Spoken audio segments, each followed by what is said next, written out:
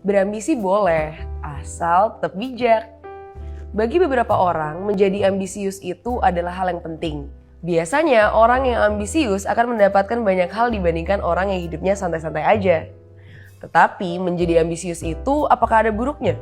Bisa jadi, dalam kondisi tertentu di mana ambisius itu menjadi hal yang buruk.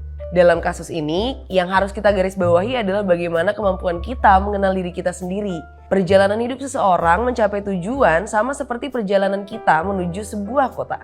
Kita harus sadar bagaimana jenis kendaraan kita. Apakah kita menaiki mobil off-road, pick-up, atau mobil sedan? Dan bagaimana dengan cadangan bensin kita?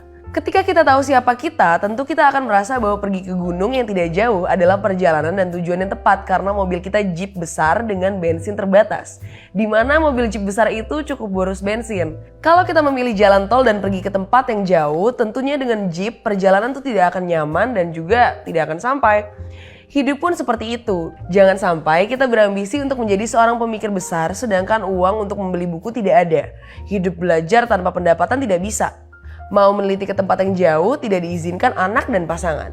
Ambisi itu juga harus terukur. Kalau tidak, kamu akan kehabisan bensin di tengah jalan.